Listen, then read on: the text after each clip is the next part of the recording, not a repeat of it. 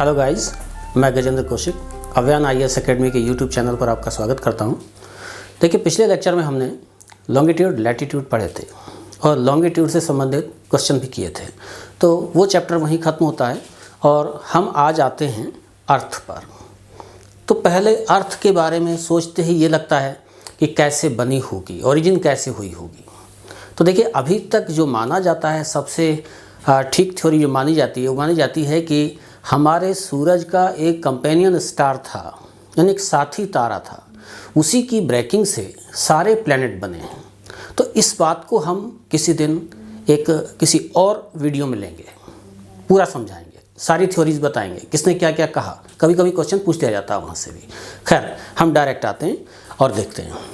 तो देखिए, स्टार से निकली अर्थ भी तो गर्म रही होगी। आप छोटे डायग्राम को देखें, गर्म रही होगी, लगभग मेल्ट जैसी हालत में होगी, धीरे धीरे कूलिंग हुई है, कूलिंग होगी तो आउटर पार्ट जल्दी ठंडा हुआ और ये आउटर पार्ट ही बन गया क्रस्ट। इसके बाद फिर नीचे दो लेयर और रहेंगी, एक मेंटल और एक कोर। अब आप बड़े डायग्राम पर आ जाएं। इसी का हमने जो स्टडी कर रहे हैं इस वक्त, तो इसी को हमने ऐसे अलग कर लिया है और ये हम इधर ले आए हैं। तो जैसी लेयर्स इसमें हैं ऐसी लेयर्स ही इसमें हैं। इस तरह से देखिए, अब ये अर्थ के ऊपर वाली सरफेस यानी कि ऊपर वाली लेयर, इसे कहेंगे क्रस्ट, और हम यहाँ से ड्रिल करते हुए नीचे तक जा रहे हैं। पूरे को बहुत अच्छे से समझेंगे। 100 किलोमीटर तक पहुँचेंगे, क्रस्ट रहेगी। उसके नीचे ये एस्थेनोस्फीयर आएगी, एस्थेनोस्फीयर, इसी को दुर्बल मंडल कहते हैं हिंदी में।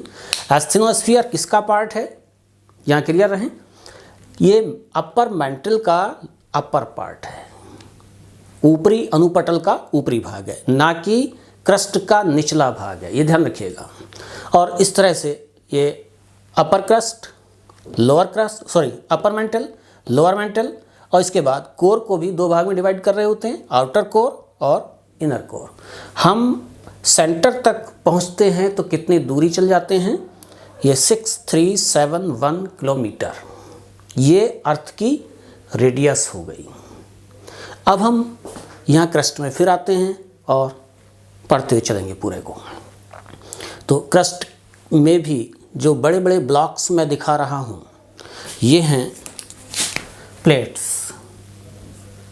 ये होंगी कॉन्टिनेंटल प्लेट्स जिनकी मोटाई ज़्यादा है, और ये मैंने ओशन दिखाया है, तो ये भी प्लेट है नीचे, ये ऑस्निक प्लेट होगी। ऑस्निक प्लेट पतली होंगी, इनकी डेंसिटी ज़्यादा होगी, कॉन्टिनेंटल प्लेट की डेंसिटी कम होगी। ये हमें आगे काम देगा जब हम प्लेट टेक्टोनिक्स पढ़ रहे होंगे।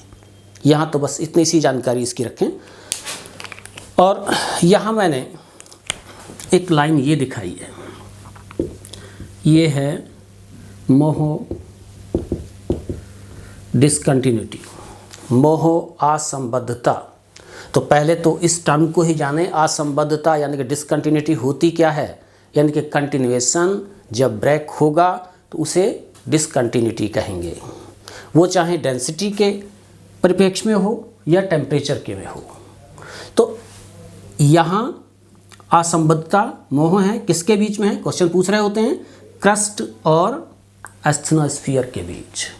ऐसे ही अगर हम क्रस्ट को भी देखें तो एक डिसकंटिन्यूटी यहाँ भी है, ये अपर क्रस्ट और लोअर क्रस्ट।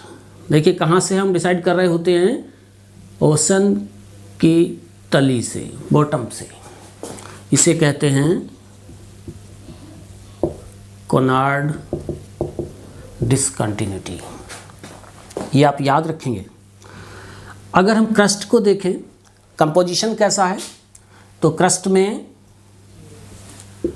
सिलिका और एल्यूमिनियम ज़्यादा पाया जाता है, इसीलिए क्रस्ट को कहा गया है सिलिका और एल्यूमिनियम मिलाकर के सियाल। अब जितना हम नीचे जाएंगे मैग्नीशियम बढ़ रहा होता है, हालांकि लोअर क्रस्ट में भी मैग्नीशियम आ जाता है, तो अब हम मेंटल में अगर आते हैं तो ये बना हुआ है सिलिका एंड मैग्नीशियम का। तो सिलिका का Si, मैग्नीशियम का Ma, यानी कि पूरी मेंटल को सीमा भी कहते हैं। अब यहाँ फिर से एक असंबद्धता है और वो है गटनबर्ग डिसकंटिन्यूटी। किस किस के बीच होगी? लोअर मेंटल और आउटर कोर के बीच में होगी। कोर की कंपोजिशन देखें कैसे बनी है। तो कोर में निकल है और फेरियम, इसलिए निकल का Ni, फेरियम का Fe, कोर को नीफे भी कह देते हैं। अब हम एक ये भी देखें, सरफेस से और सेंटर की ओर चल रहे हैं तो टेम्परेचर पर क्या फ़र्क पड़ेगा। हर 1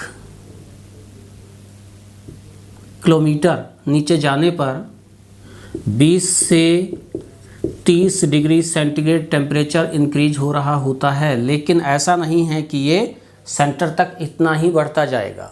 कहीं ज़्यादा बढ़ता है, कहीं कम बढ़ता है, लेकिन मोहो डिसकंटिन्यूटी तक पहुँचते पहुँचते ये टेम्परेचर 1000 डिग्री सेंटीग्रेड हो जाता है। पूरे एस्थनोस्फीयर में 1000 से 1200 डिग्री सेंटीग्रेड टेम्परेचर होता है। और मैं यहीं फिर से बता दूं कि जब ये प्लेट्स आपस में टकराती हैं, यानी कि वॉल्केनिक इरप्शन होता है, तो यहीं से मैग्मा आ रहा होता है, जो हम आगे पढ़ाएंगे। इस तरह से टेम्परेचर यहाँ तक आते आते भी 1000 डिग्री सेंटीग्रेड रहेगा, लेकिन गटनबर्ग डिसकंटिन्यूटी पर पहुँच करके ये टेम्परेचर 3700 डिग्री सेंटीग्रेड हो जाता है। और अर्थ के सेंटर में पहुंचने पर ये टेम्परेचर लगभग 4500 डिग्री सेंटीग्रेड हो जाता है। एक मन में ये सवाल आ रहा होगा कि हम कैसे ये सारी बातें बता रहे हैं। हमने तो जो ड्रिल किया है अब तक, तेल कुएं सबसे गहरे होते हैं, 10 से 12 किलोमीटर पर तेल आ जाता है। और माइनिंग अगर की है हमने तो 5 किलोमीटर भी नहीं है, उससे कम ही है। तो यहाँ तक की जानकारी हमें कैसे हुई? इसके लिए यूज हुई हैं सिस्मिक वेव्स, यानी कि भूकंपीय तरंगे। भूकंपीय तरंगों की स्पीड को देख कर के हम जान जाते हैं कि किस डेंसिटी में कौन सी भूकंपीय तरंग चल रही होगी। इस चीज़ को हम पूरा डिटेल में लेंगे, लिंक किसी और वीडियो में लेंगे कि हम कैसे ये जान रहे होते हैं कि कौन सी लेयर कैसी है, उसकी बनावट क्या है, उसकी डेंसिटी क्या है। हाँ, डेंसिटी की बात एक आती है तो यहाँ हम थोड़ा सा इस पर भी ध्यान देंगे। यहाँ की डेंसिटी 2.9 के आसपास रहती है, यहाँ आते आते 3 हो जाती है। ये 30 नहीं है, 3 है। डेंसिटी इतनी बढ़ नहीं रही होती है, बल्कि प्रेशर है। इस वजह से यहाँ तक पहुँचते हुए, यानी कि अपर मेंटल तक पहुँचते हुए डेंसिटी 4.7 हो जाती है और लोअर मेंटल में ये 5.5 हो जाती है। इसी को एवरेज डेंसिटी माना गया है अर्थ की। क्यों? क्योंकि मेंटल वाला भाग, ये भाग बहुत ज़्यादा है, तो इसी को एवरेज मान लिया गया है।